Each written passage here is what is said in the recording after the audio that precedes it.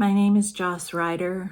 I am a visual artist, a performing artist.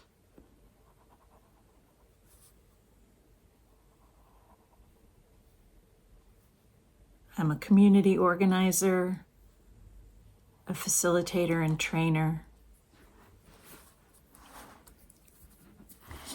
I didn't really have any plans to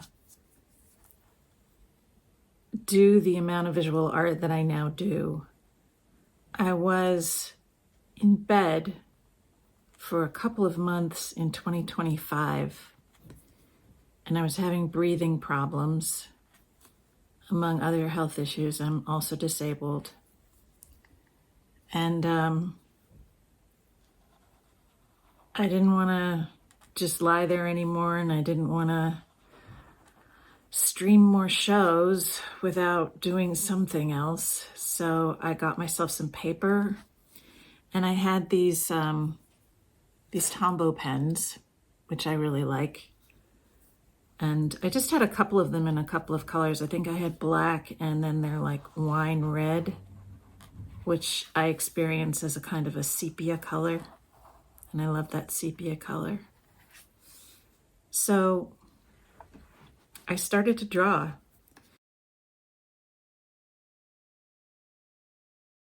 I've been drawing these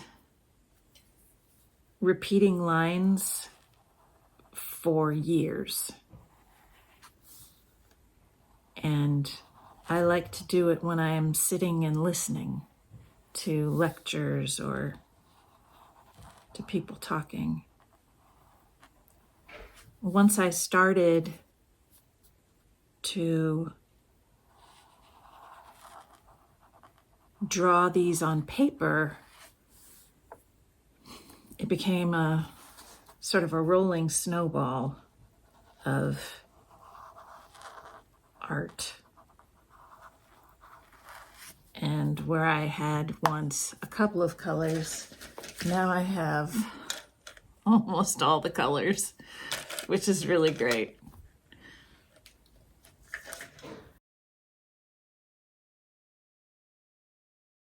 What I love about working in this medium is that it feels painterly in some ways because the colors are vivid and beautiful and consistent.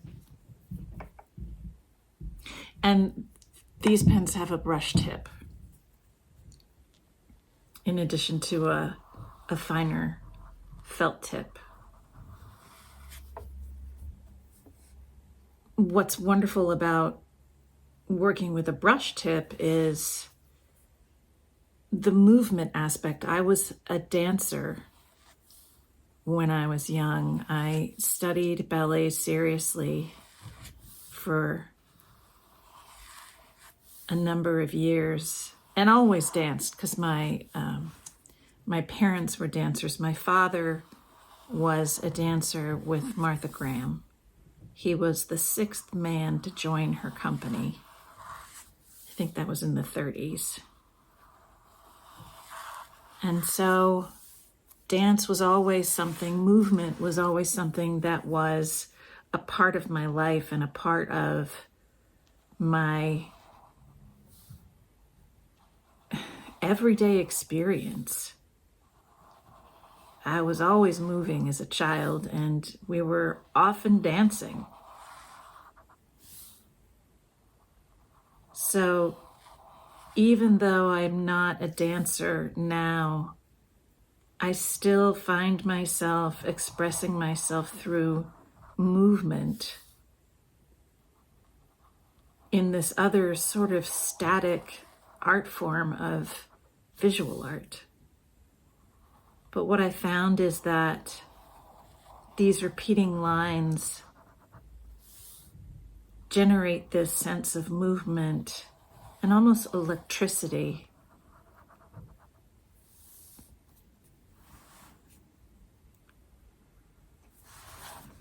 And there's this aspect when I look at them over the page and I'm like moving around, there's some kind of movement on the page as well because of the lines, the repeating lines.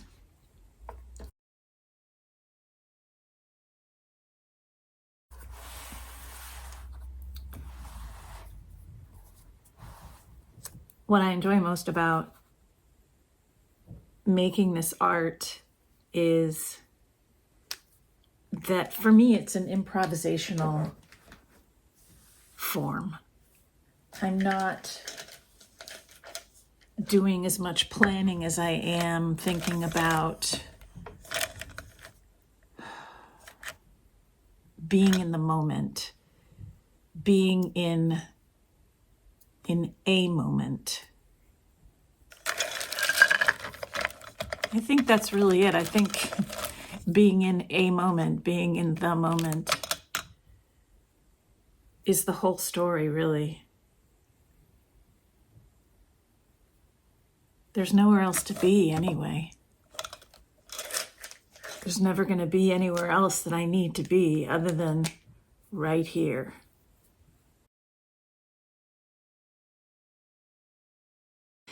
When I was sick and I started drawing last year in 2025, I started sitting in bed and drawing every day, like all day long.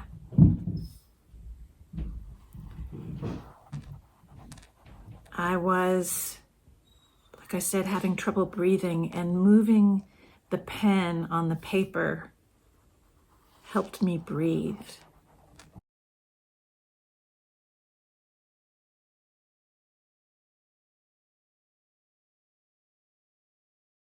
It helped me feel my breath in a different way. Literally breathing in and then breathing out.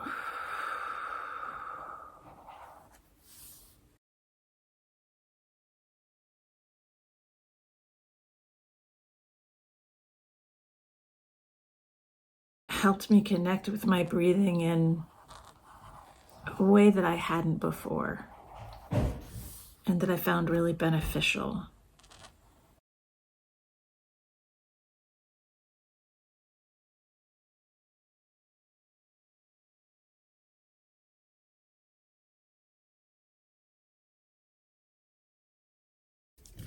One of the things that is surprising to me about making art and about my process is that there are things that I make that I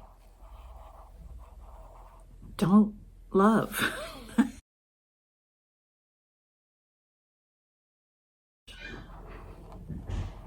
What I find absolutely fascinating is how I will make something that I don't love, and then someone will see it and go, oh my God, that's amazing. That's exactly the kind of thing that I love. Wow, those colors.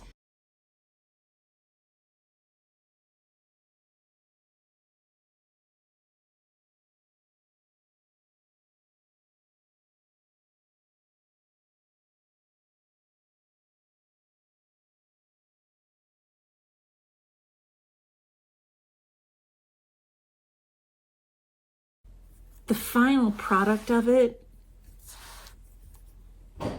is not for me. It's for whoever sees it and connects with it. All I want in the art that I enjoy is to feel a connection with it.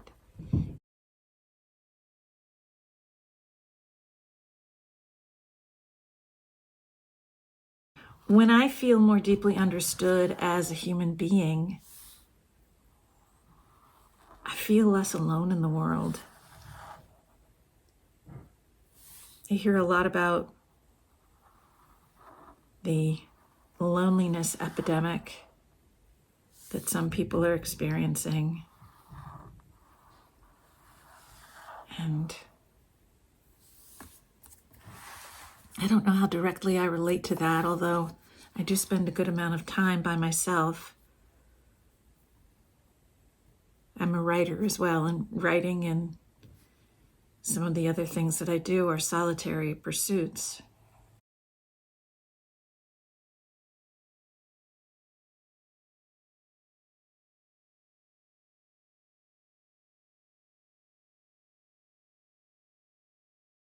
But it's almost unintended effect in my life is that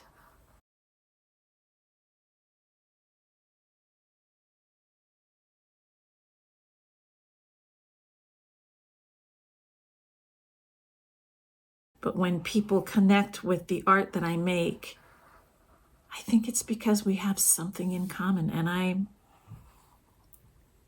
don't know what. It could be as fundamental as our humanity, and it could be as significant as how we live our lives, what's important to us.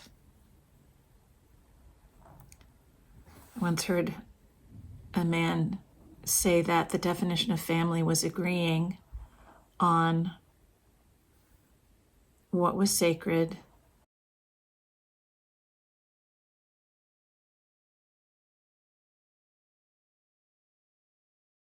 what was funny, and who the enemy is. That was a definition of family.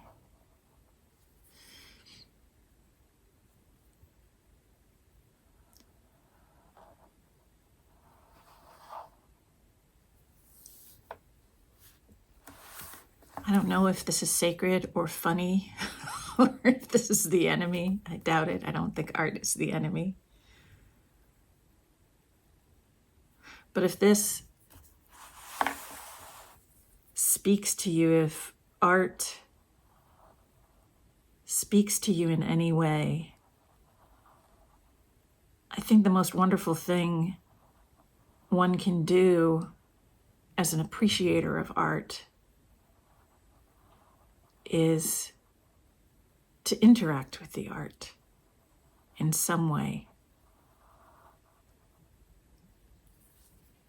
and bring it into your life in some way that allows you to have your full complement of human emotion and experience.